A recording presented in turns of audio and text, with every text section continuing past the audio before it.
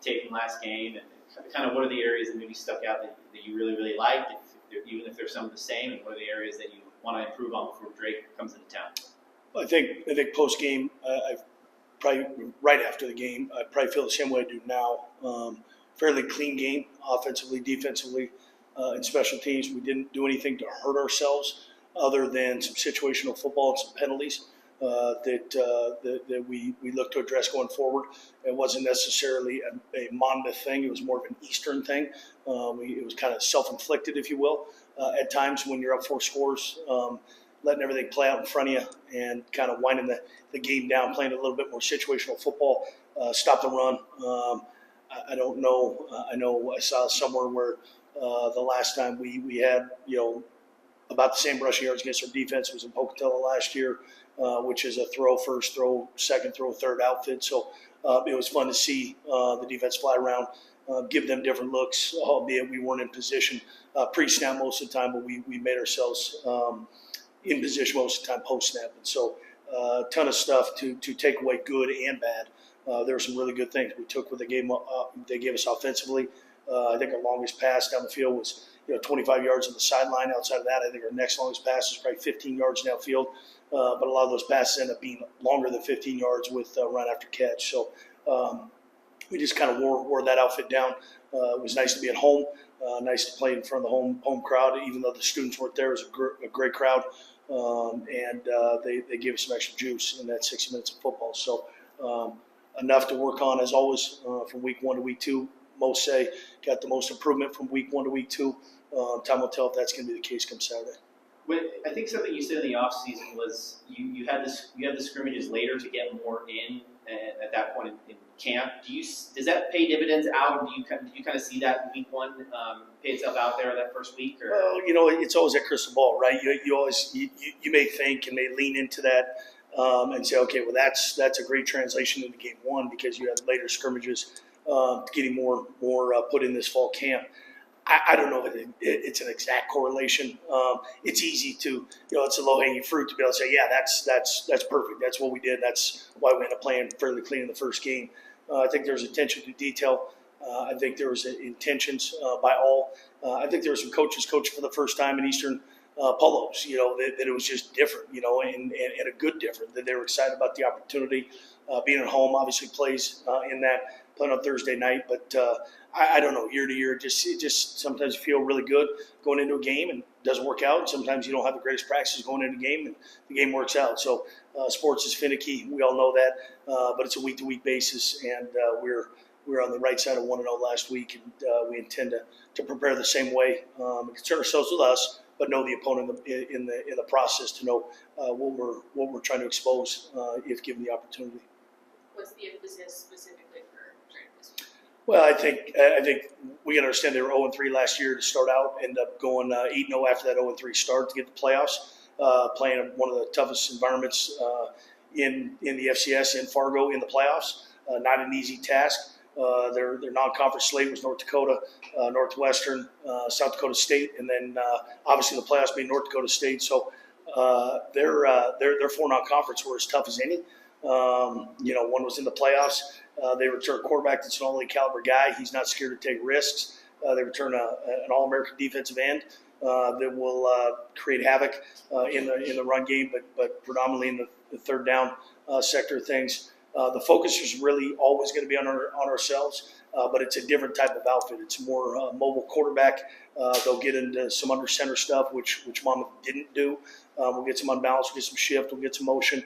They'll try to violate our eyes a little bit offensively to get us out of position and keep us, not as gap sound as we'd like to be. So we've got to play aggressive, but not uber aggressive, to be able to make sure that we do what we need to do and make them work for their yards and work for their points. How do you explain that to the guys, aggressive but not uber aggressive? Well, the first game guys are all vets now. That's what I told coaches and players alike. You've played one, you're a veteran now. Those butterflies are gone. And I really like that mentality because you've had one. You know what the taste is like. You know what the environment is like. And you only get 12 of them, so seize the opportunity in those 12. And so hopefully those guys grow up sooner, and we don't wait till the end of the year to say, okay, now you're a veteran. we're in game 2, so you're proclaimed a veteran now. So play like a veteran, but you want to be aggressive. But if you're too aggressive, then all of a sudden maybe you're doing some things that you're trying to force as opposed to allowing them to happen. And especially defensively, that could be easy to try to make a big play early in the game. Well, you got 10 other people around you. Do your job, do it as well as you can. Get off the field, get the offense back the ball. So we played good team football on Thursday night. I'd love it if we can do that 12. We'll always give ourselves a chance. We do that 11 more times this year. But we know, again, the sports is different that way. And 18 to 23-year-olds react differently on different weekends, home and away, league and non-league. So if we can put that body work back together again, we got a good chance this Saturday. Correct me if I'm wrong, but I think you said in fall camp at one point that you felt like you were a little bit further along than you thought at that point. Did you see that translate in the opener and up till now? I did. I think offensively, probably more, just because same coordinator, a lot of the same verbiage. We always had some wrinkles in the offseason. I think our bridge from spring to fall camp was awesome. I think it needed to be awesome, but especially on defense, because they need to have those reps of the offensive stacked the last 2 years going into year 3 with Coach Chapin. So it is different. Sometimes you got to force feed those reps when they don't or haven't heard the verbiage as much on one side of the ball.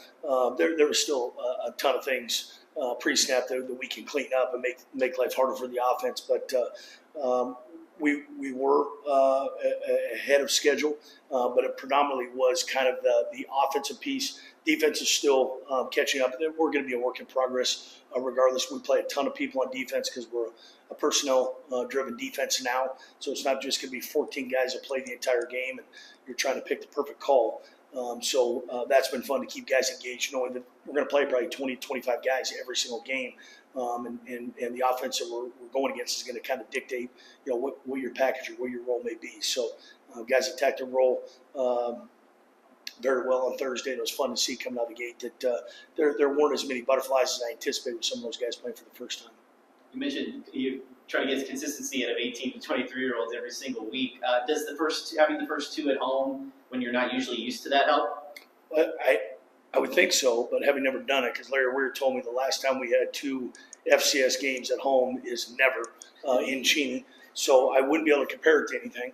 But from an opinionated standpoint, I think it does help. I think you're playing in front of your home crowd. There's no school. We're a quarter system, so we don't have school for another 3.5 weeks. Seems like we've been here for 2 months already and haven't opened a textbook, but that's the way the quarter system plays out. I do think it's an advantage, So if it is an advantage, and we believe it's an advantage, let's use that to our advantage, because after this game, then all of a sudden it becomes not as advantageous when you're going on the road. So first 2 at home against FCS opponents. Couldn't be happier with the schedule. Couldn't be happier with the effort our guys presented last Thursday, and we expect to carbon copy the same pieces this Saturday. I did actually have one more. Does things that like Kakoa and Efton and Nolan and Tuna, all those returner guys, do they ever surprise you anymore? Yeah, it's interesting to bring that up, Julian. There's not a ton of firsts in Cheney, especially when you're talking about offensively. There's not a ton of rarities. It's, a lot of times because of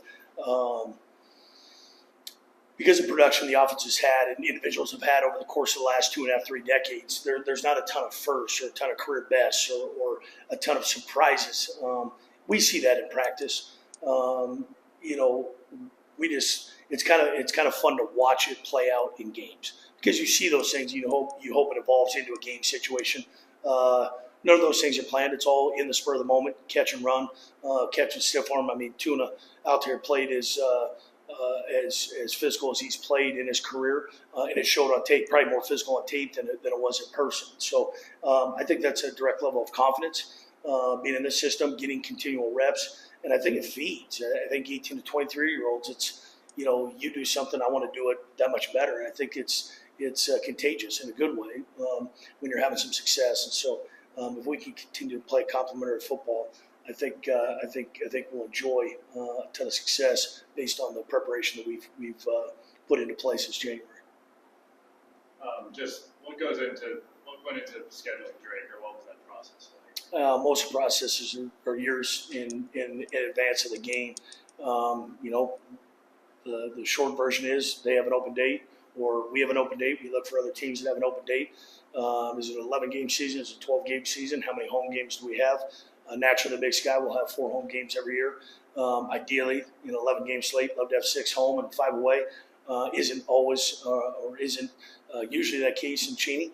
But in a 12-game season, at minimum, you want half those games at home because home field is such an advantage. And so it just so happened that they were looking for a game a couple years ago. We were looking for a game. They were willing to come out here and not be a home and home, just a one-off game. And those those are fairly rare, but they do happen. And when it all marries up, when it's good for them, good for us, then the ink dries. We all get excited and wait 3 years for that game to play out. And here we were, 5 days ago. So. All that stuff is done behind the scenes long in advance of the games. It was exciting then when we signed it and exciting now that it's behind us. But those things are advantageous in scheduling, as we know, especially the Big Sky Conference being as top-heavy and as good as it is. Real quick, what's the reaction when a team from out of town that doesn't usually come here says about, whether it be coaches or players, when they see the red for the first time? I don't know. I usually don't, but I usually don't have too many buddies on game night. That's probably true every day of the week. So I don't really, that stuff doesn't really concern me, but usually it's after the conversation, or after the game is played, the conversations happen, whether it's in when they rewatch the film or they get the post-game interviews, you collect some of that stuff. It's different. And it's how you handle it different. I mean, that's what it is, because it's a talking point, good, better, and different. They're talking about it, and it's something we're used to, we're accustomed to, so it's not different for us. But you wouldn't have said that in 2010 when we first rolled it out. It was different. Now it's just the norm for us. So they get to do it for 60 minutes. We get to do it for 120 minutes, a day practice-wise. So those things don't bother us. But it is cool that they're talking about your home turf, and whether it's good or bad, they're talking about your house. And hopefully we play well in that game. So they have another memory to take home with them. Thanks. Okay, thank you. Thank you for your time.